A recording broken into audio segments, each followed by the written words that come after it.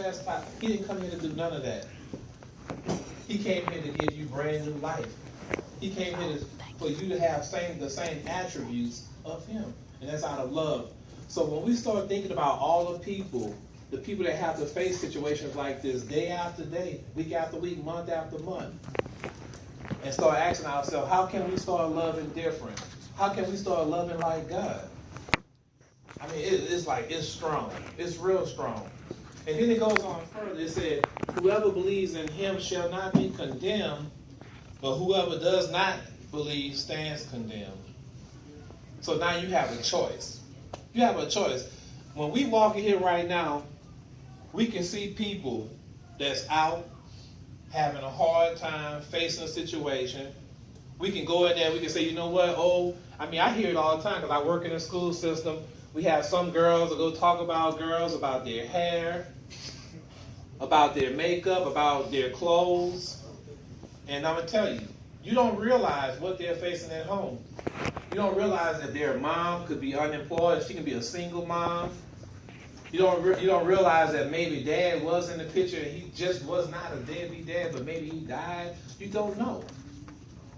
But I want y'all to take a closer look at yourself. Brother D not fussing today either. But I want you to take a closer look at yourself, and I just want you to think about things like that.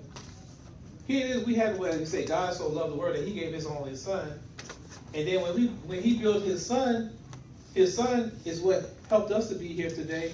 So what are we supposed to be doing? What should we be doing?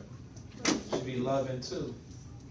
So I was talking a few weeks ago when I was up here ministering. I remember Sister Tammy and myself. We was walking down in New Orleans.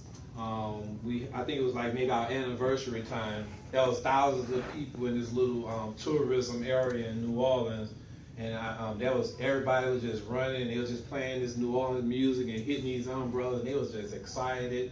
They was turned up. They was bouncing. They was just, hey. We realized amongst all these people having this good time, all these people bouncing, all these people just happy, cheering, having fun, we realized in one little corner, there was a few guys and a young lady, I believe. All of them was in this one little corner begging for food.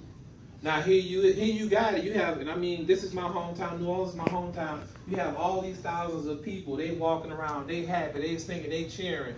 They buying food and beverages and all type of stuff. They paying more money than they would pay in the store. But then when they looked over at those people, they just step over them. Think about that. They step over and say, you know what? They're not worth it. They're garbage. They're trash. I don't care about them. We're talking about people that have life. And now we've got to go back. We are supposed to love, so that we are supposed to love, how can we step over somebody? How can we just put somebody on the side and say just because of their situation that we're not going to take a good look at them? Brother D had, I have to be honest with you. When I first looked at him the first time that I passed by, I kind of passed by him and I kind of didn't want to give him eye contact. I didn't want to give him eye contact.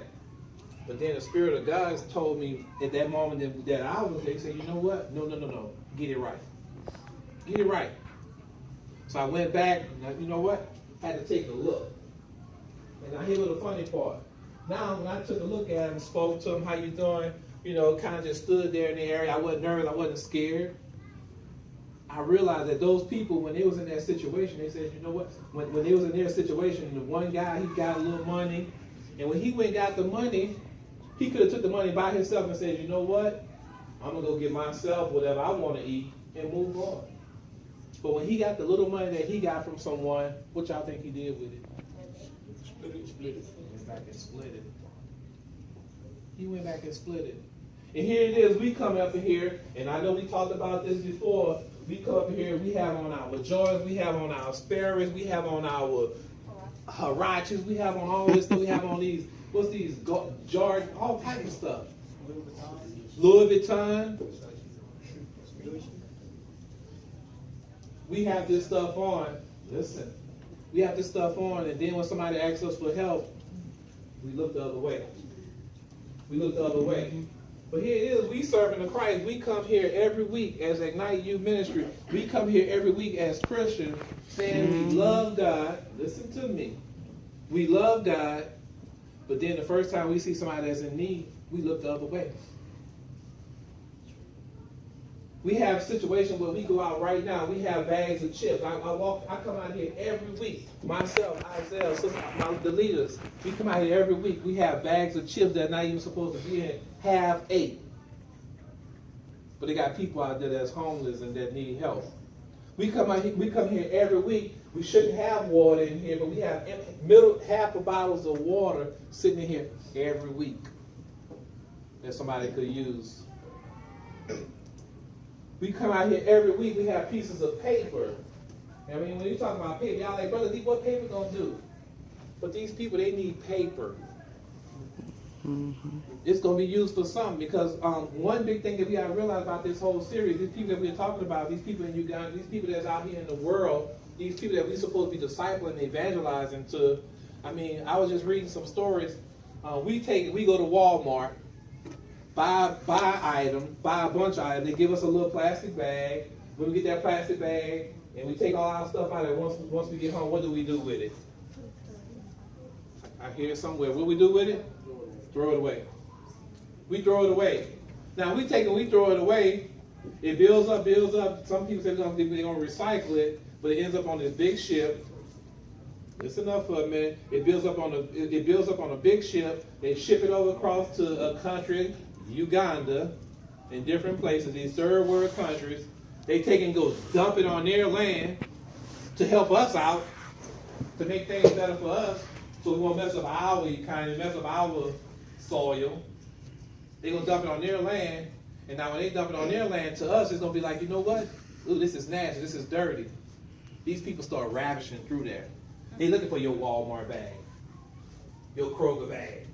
Because they ain't got Walmart and Kroger there, so they looking for it. And now they go get that Walmart bag, that Kroger bag. They looking for your old Jordan that's not good enough for you because they got a little scratch on them, Brother D. I don't need them no more. So they gonna take the shoestrings out of your Jordans, your 2 strings, put them together with your garbage bags. Now they out there playing soccer with your trash. How does that make you feel? Let's just say the roles were reversed. Let's just say that you didn't have a relationship with Christ. You was non-Christian, that God didn't do nothing for you. God didn't love you. You don't know nothing about love. Somebody would come into America and say, you know what, we're going to do just vice versa. And I mean, then when I look around the room right now, all of us are a certain skin color right now. We have issues just alone by our skin color. Where people do stuff negative and wrong to us. So imagine if your whole country was treated like that. Just imagine if the whole world turned their back on you and your whole country. Or just us as a race of people. We get mad when we see these boys getting shot down in the street by police, and when these young ladies getting arrested by cops because they just calling the cops out there to help them. We get mad about stuff like that. But then when it comes down for us to do what we have to do, then it's something totally different. But it makes it weird for me, because it says, "For God so loved the world that He gave His one and only Son, that whoever believes in Him should not perish but have everlasting life." And all of us right now that are sitting here, we are what? Believers. We all believers. How many of us are believers of Christ?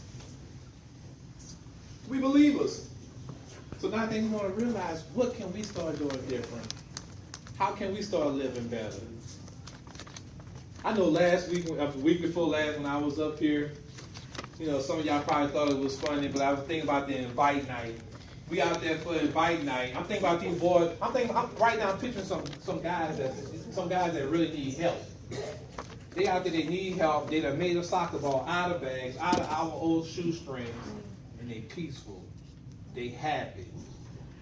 And a few weeks ago, like I told you, we go out there, we had invite night. I go bring 2 brand new basketballs, never been used, ready. Really?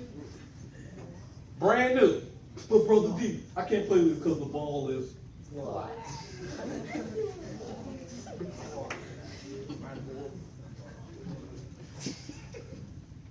Here it is. We have young people, real young people, waiting on you to throw that flat ball away so they can make something out of it, so they can utilize it. We'll get rid of stuff so easy, so we're just ready to trash things. I want y'all to just start thinking. When you just even just start putting things, Rashard, he's over at our Queensland campus. He went over to Africa a few years ago when I first met him. He went over to Africa and he was explaining to me about the water bottles.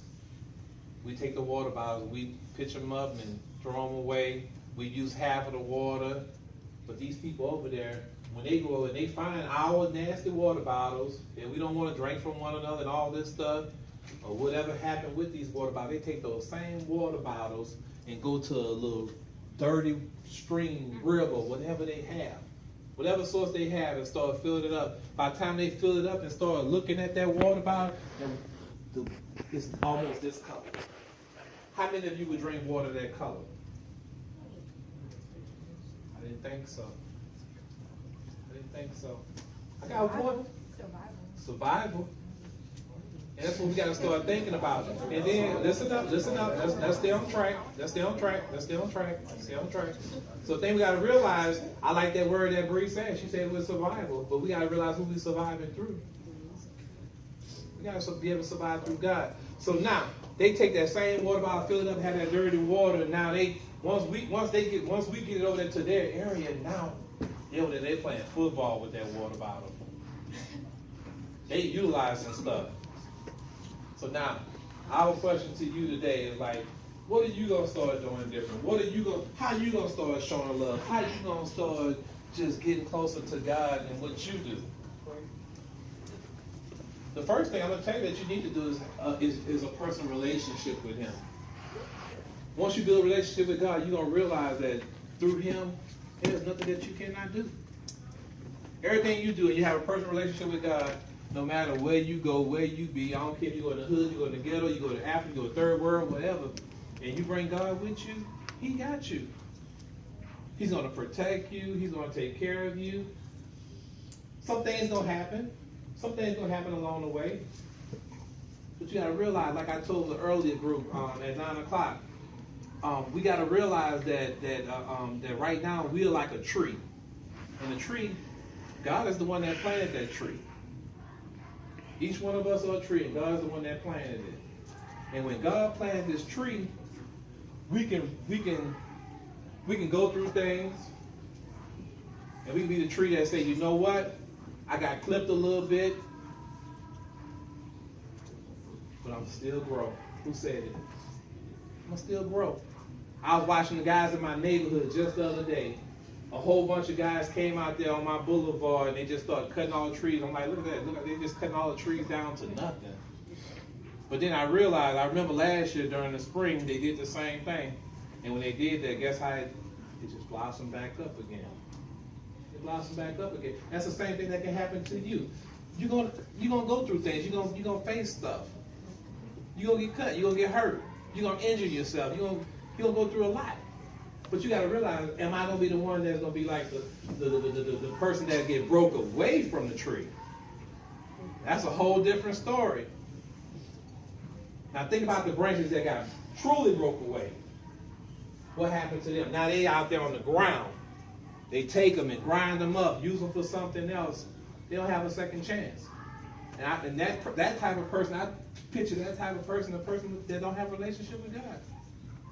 In his story, the story of the vine and the vine dresser, it tells you a person that breaks away from it, like when they break away, they're used for firewood.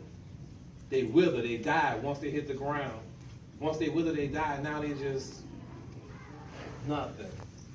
Don't let yourself be that one that's going to be nothing. Let yourself be the one that's going to say, you know what? When I get cut, when I get hurt, when I'm trying to help others, I'm going to blossom again. Realize that you're going to blossom again. Realize that you're going to get back up again.